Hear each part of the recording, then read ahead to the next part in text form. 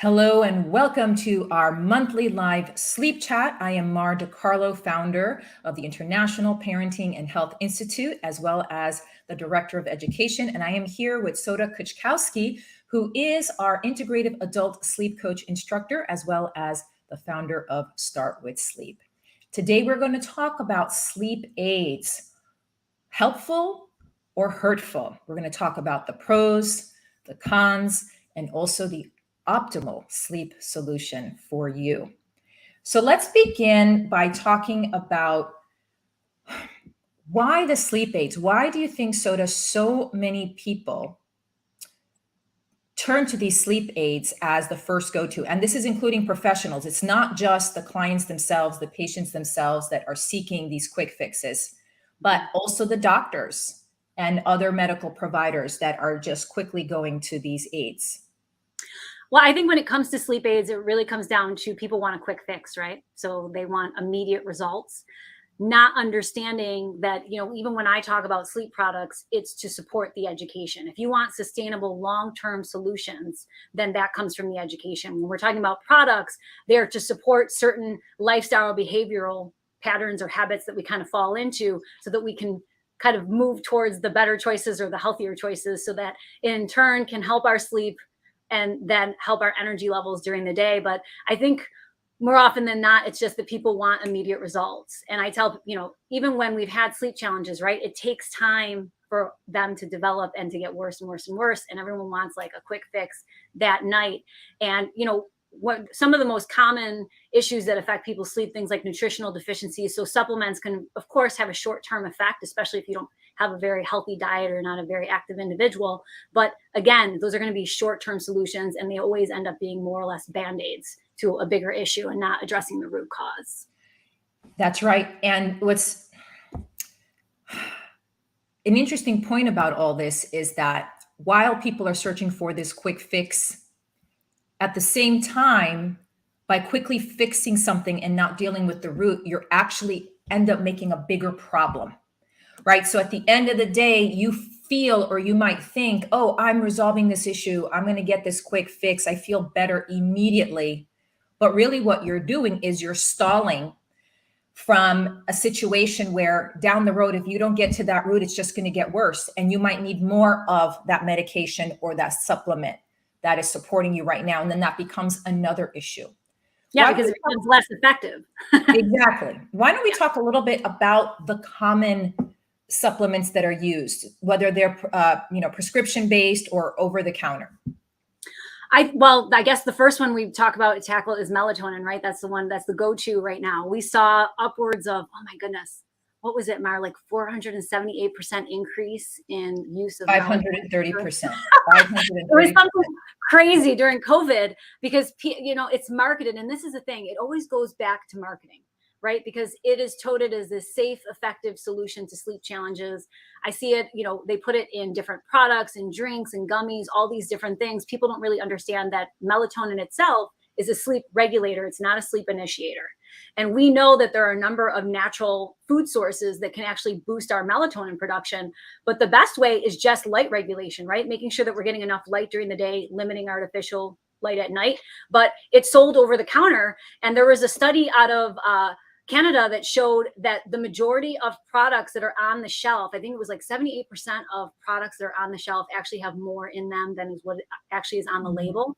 And then we were talking about herbal supplements for sleep. People think about things like CoQ10, valerian root, L-theanine, GABA. All these things help to support our sleep patterns in different ways. But if you're taking them all together, a lot of times they're counteracting one another. You're taking too much. You're not addressing the right issue. Like you said, you can create a much larger problem. But when it comes to melatonin, that's the one that we see most often kind of overused and overabused. We especially see that in the pediatric population. That was another high statistic that came out talking about the overdose for the pediatric population, because a lot of the pediatricians, unfortunately, with limited education and training, tell parents if they're having challenges, get an over-the-counter melatonin supplement. They're considered safe. But what parents are doing is, instead of giving, half a milligram or these smaller dosage, they're selling them in 30, 50, 100 milligrams, and they're giving them way too much. And we've actually seen there were 2 fatalities last year to melatonin overdose in the pediatric population. And with adults, it can further create these issues with circadian misalignment, because then your body doesn't know what time it is. That's why it's great to get light when we wake up and then limit it before we go to bed, because we operate on this 24-hour clock, right? But when we're substituting melatonin that our body produces naturally, and we can also get it from food sources, we can talk about that, our body gets very confused. So I think that's one of the first ones, is people misunderstand melatonin and the role that it plays in a healthy system. And it's interesting, because when it comes to the human body, so there's a few points. When it comes to the human body, there's not one magic thing that you choose like melatonin that all of a sudden works for sleep. I mean, we have to look at other factors, right? So people also talk about tryptophan, magnesium. There's many other, serotonin. There's many other things that work together. And while melatonin has been highlighted, as you had mentioned, the percentage, 530% rise in use, but 27,000 children have been hospitalized as a result, which is just astonishing and very sad. And the packaging does make it seem like it's safe. It gives this illusion that, oh, it's not a big deal. And then they put it in gummies, and then the children start taking them and overdosing. And I did a video about this yesterday. So whether you're a professional listening in, or whether you're a parent listening to this about melatonin usage, or any usage of anything, even if it's prescribed by your doctor, it is important to do your research. It is important to follow your gut instinct, get a second opinion. Don't just take someone's word for it. I always tell my clients, do your research, question what I'm telling you. Start to look up what the side effects are of things. This is an opportunity for you to empower yourself and your health, to learn about your body, to learn about your children's body and how you function, and not just to hand over your health and your life in the hands of people that are not infallible. As much as they know, as much as they're credentialed, and we want to value them, at the end of the day, they're not infallible. And unfortunately, there are other things tied in that, while the majority of medical providers do have the best interest in mind for their patients, unfortunately, there is corruption. And unfortunately, people have to make numbers, and they'll just jump to that initial quick fix to recommend. So as consumers, as patients, we must empower ourselves to really take a stand for our health and our life and our children's health and life. Absolutely. And while we're on the topic, before we leave the topic of melatonin, the one thing I always talk about in my presentations, Montmorency cherry tart juice. There was a study, and I understand it was conducted in an elderly population, but I've learned this through the years and recommending it to individuals. Just an ounce or 2 ounces before bed. It's a natural source of melatonin, safe and effective for children. You want to make sure that it's pure, doesn't have sugar or apple juice in it, but it's a natural alternative, other than consuming, different supplements that you're not really sure what they contain or how harmful or what the dosage should be on that. Thank you. Yes. And what I'll do is I'll put that in the subscription. I actually recently wrote an article about all the nutrition, not just for melatonin, but where you can get sources for magnesium, serotonin, tryptophan, all of these that support one another. And we will put that in the description, because when you understand how many natural sources there's an abundance of them, then you ask yourself, why am I going in this route? And we totally get the quick fix. But again, if you realize, okay, and become aware that that quick fix, as Soda was saying earlier, is a temporary Band-Aid, and all you're doing is you're slowing down the inevitable. If you don't get to the root cause, you're just slowing down the inevitable, and it's going to get worse potentially if you don't get to that root cause. So why put yourself or your child through that? It's best to understand what is going on. Let's talk a little bit about the difference between the prescription and the non-prescription, because we have things like, let's say, Benadryl, right? That is out there. Then we have things like, actual prescriptions that doctors will give you temporarily, hopefully. And then we have things like valerian, there's passion flower, there's a number of things that people will turn to when they're being told, even by naturopaths, and because they think, oh, it's natural, right? Similar to melatonin, that it's completely fine. It's not a problem. So let's talk a little bit about that, because you mentioned an important aspect, which is the combination. We don't realize often the combination of things, and that how that also can harm us as well. Well, you know, the first thing that I like to say is when it comes to supplements, there really are no actual sleep supplements. What they do is they help with other things, right? It's just like nutritional deficiencies. If we take, you know, B complex during the day, it helps with energy levels, but it helps with our sleep patterns at night, right? So it's all relative.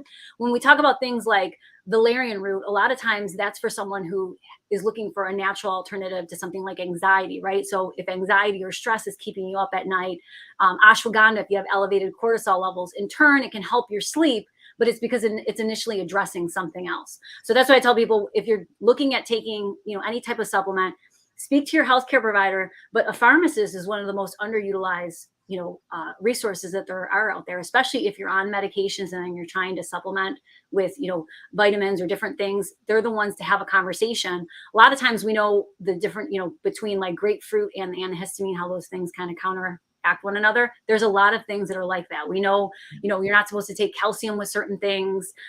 Some things you have to take on an empty stomach. And then it all comes down to how an individual metabolizes it. When we talk about being sleep coaches, it's all about simplicity, right? How much water are you drinking during the day? If you're not hydrated or if you're over caffeinated, you're also not absorbing a lot of the nutrients, and they might not be metabolizing in your system the way that you need them to. So there's a lot of reasons why things won't necessarily also work for you beyond, you know, misuse in terms of dosage and application. So it's a whole connected picture. This is the whole point. You can't just look at supplements alone and think this is the answer without understanding the role of sunlight, without understanding the role of your lifestyle and the choices that you're making every day, and whether you're taking daily pauses or always on the go, go, go, if you're sedentary or not, the nutrition that you're putting into your body, whether you're hydrated or not. I mean, there's so many factors that work together to make your body function properly and then lead to optimal sleep. And if we're not paying attention to those and we are thinking, oh, there's just this one little aspect that I have to pay attention to, we're missing the mark and potentially opening the door for bigger issues for ourselves. And we want to avoid that. I mean, that's the whole thing. That's why Soda and I are having these discussions with all of you, whether you're a professional listening in or whether you yourself are a client. So much can be preventable. It's so easily preventable, so easily preventable. And it's just a matter of being aware, becoming more educated, and then taking those steps, committing yourself for, first of all, honoring that you deserve, you are valuable enough and you deserve to empower yourself and to take charge of your own health and life and your children's health and life. So it begins by making that commitment to yourself and then making those choices. Why continuously hand over your life and health to things, whether they're these supplements or people that are not going to look at the whole picture and not going to understand things and even not allow you to question? It's so easily preventable. And that's why we're very passionate about having this discussion.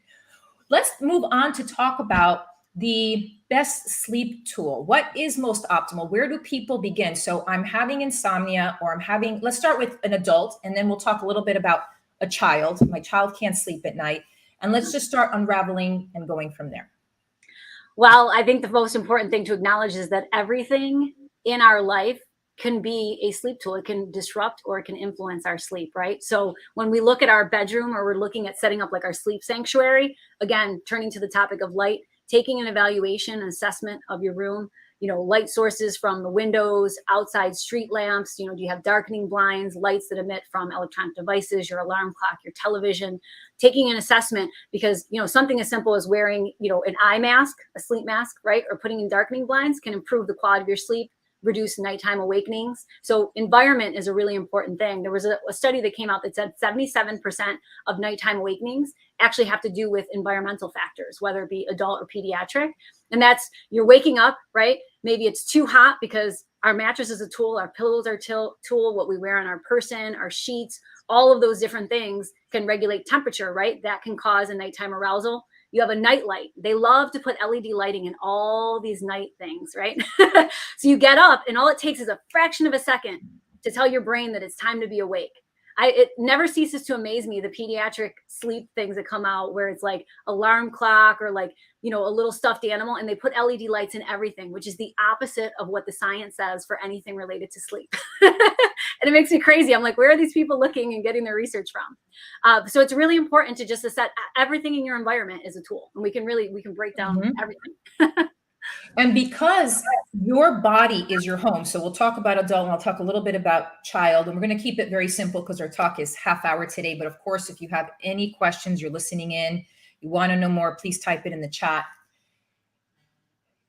Assessing your own body, how you're feeling in your body, is a really great place to start. Environment is key. There's no question that our environment influences us greatly, and our environment plays an important role. Begin asking yourself, how am I feeling in my body? And also, how are you breathing? Breath is such an important part of how we function. First of all, it's the number one thing we can live the least amount of time with out of everything. Okay. We can go without sleep for a few days. We can go without water. We can go without food. Breath, not so long. So we need to begin paying attention, because our breath and the way we're breathing does regulate our nervous system and helps us in so many aspects. I mean, there's so many functions that breath plays. How are you feeling in your body? How are you breathing in your body?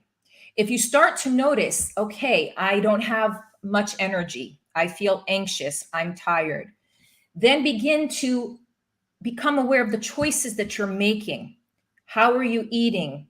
What time are you sleeping? How much screen time, right? Just begin to take a step back, become your own scientist, and begin to observe how you're functioning, how you're moving, what decisions you're making. The more you become aware of yourself and you start recognizing the choices that you're making, you're going to start to have light bulbs flash off. You're going to realize, oh, what I ate afterwards didn't make me feel so good and actually took a lot of energy. I didn't sleep well that night. Or I was actually extra thirsty today. Or, when I checked in with my breath, I realized I was actually breathing a lot through my mouth, or my breaths were short and shallow, whatever it is, right? So just start small, but begin observation. Now, when it comes to your child, it's the same thing. Before jumping to methods, before jumping to conclusions and assumptions, which is what most parents do, and also, unfortunately, most sleep consultants do, and that's why we have our programs, the certification programs. Again, we go through the evaluation process. Begin studying your child. What is going on within them, within their environment? What is happening? What are they eating? What is their lifestyle like? What are you bringing in terms of your energy and how you're interacting with your child? There's so many factors that play an important, vital role to optimal sleep. And we have to start with that observation and evaluation. And it comes from within, without, right? And of course, the out affects within, but we have the most control of what we're doing when we start within. So begin that evaluation process for yourself or your child. Don't jump to conclusions. Don't jump to assumptions. When you get on those forums and you're asking a question of, oh, I can't sleep at night, can anybody make a suggestion? Don't just jump to the answers people are giving you. Start with the questions. Same with your child. Someone might say, oh, I tried this miracle method for my child, and now they're sleeping through the night. Are they knowing your situation inside and out, right? You need to really start asking questions before you jump to what's going to help you. This is the number one sleep tool. There's many, like Soda said, everything is a sleep tool, but begin observation, begin evaluation, begin that questioning. Then the answers are going to start coming up for you and everything will make sense. And you will then empower yourself to make the best decisions, not just decisions that could or could not work based on assumptions or what worked for someone else. Yeah, and I think it's important to note that it takes time. When we work with clients as sleep coaches, one of the first things that we gauge for is readiness for change, right? Where is the client at so we can meet them? Are they someone, instead of asking things like, what sleep challenge are you having? Are you having trouble falling asleep, staying asleep, waking up too early? I don't ask those types of questions. If someone says to me, I'm waking up during the night, I say, well, tell me about what happens when you wake up. Oh, well, I'm waking up and I'm sweating, or I'm going to the bathroom. Like, I want to know all of those variables around that, because that's how you can become more targeted and direct with what are some of the things that we can look at and address that are going to provide you that kind of instant relief that you're looking for. There are some simple quick fixes that you can do, especially if you're engaging in behaviors that you're not even aware are disruptive to your sleep. We want to really attack those first and then go into the larger things that are at play.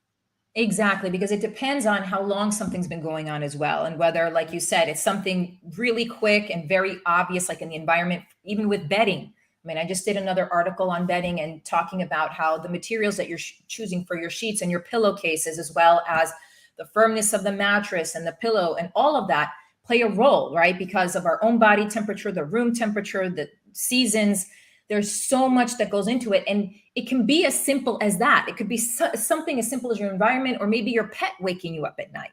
But the point is that we have to start with that observation. We have to start with, what is going on? Why is this happening? And begin with, like what Soda's saying, okay, maybe most of my sleep issues are that I'm waking up at 3 a.m. every night. And is it 7 days a week or 2 days a week? Why is that? So just begin that observation and that open, curious questioning for yourself. And that's going to lead to more and more. So obviously, if it's not something to do with, let's say you're a healthy eater, and you've assessed that and you feel like, okay, I eat generally well. It could be something with the way you're breathing, or it could be something emotionally that you haven't processed, or even with your child. So there could be a number of things, but always start with where you're at. And that's how we work and how we train our professionals, is always meet your client where they're at, right? Don't take them outside of where they are into something else that you just learned that you think is going to work for them. Meet them where they're at. No, absolutely. All right, let's see what else here. So, let's talk a little bit about that relief, because you make a really great point here. And I think this is really where we can end. And if we have a few minutes, we can even do a little bit of an exercise and talk a little bit about breathing. So one of the things that we do in our program is we introduce a lot of tools for immediate relief. And one of those tools that we get into is how we're breathing. We take the daily pauses. And because people want that quick fix, people think that, okay, this pill is going to give me this quick fix. And people are just looking for relief, even if it's temporary.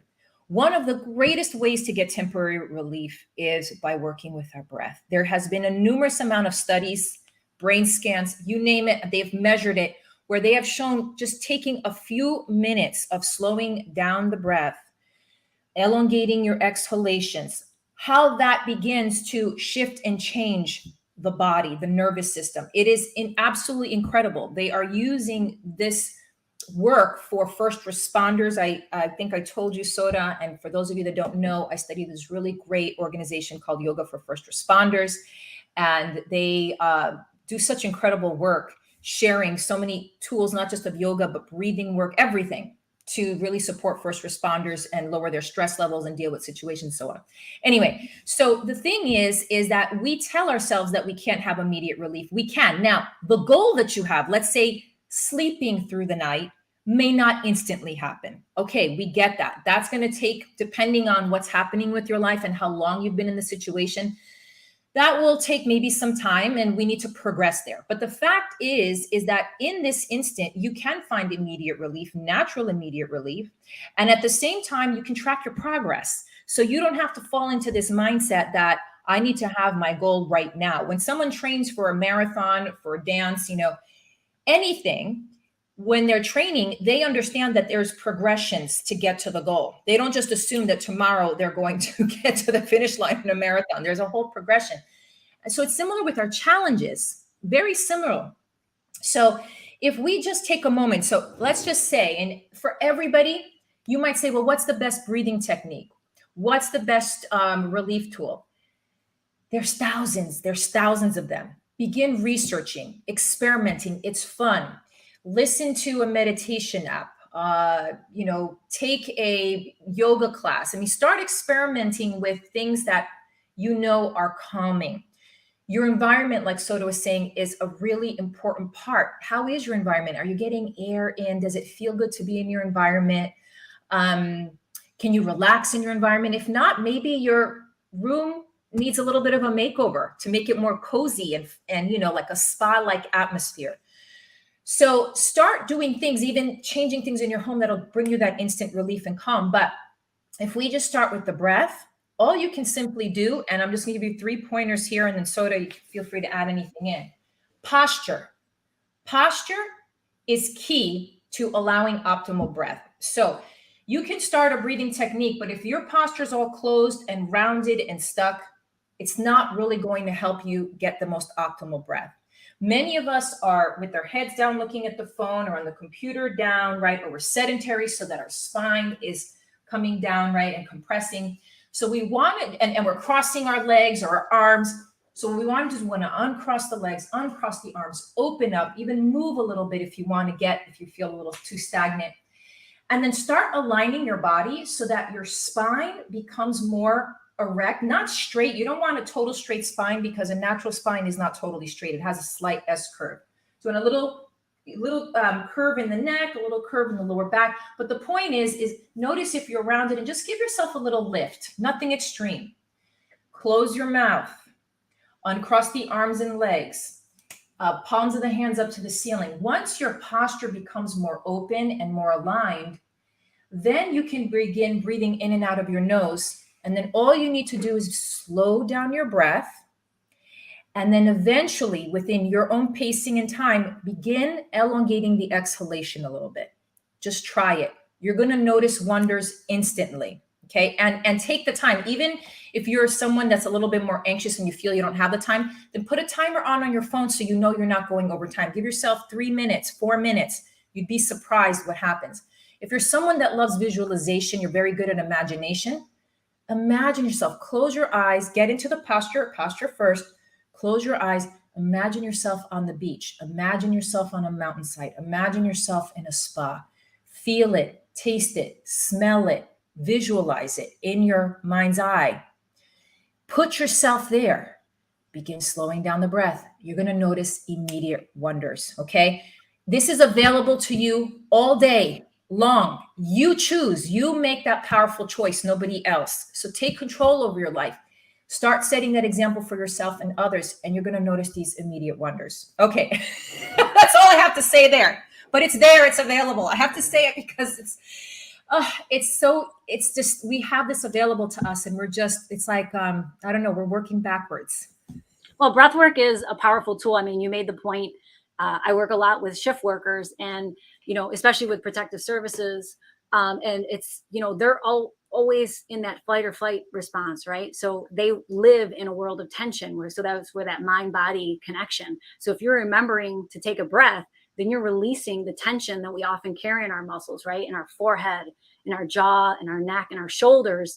And when we breathe, we release all those muscles, which in turn will help us to relax when we get to bed at night. So it's like you said, there's thousands of different breathing techniques, kind of pick your choice. I actually, one of the things that I like to tell my clients is a very simple tool, especially people who get inside their head with counting or, trying to stay in step or all these different things is I like to use an hourglass because you flip it and you're watching it. And as you're watching it, you start to relax naturally and your breath starts to become in tune with what you're watching. Before you know it, if it's 1 minute, 3 minutes, 5 minutes, you've already practiced it without actually actively thinking about it. So it's a way to engage your mind, but to still get that response that you're looking for.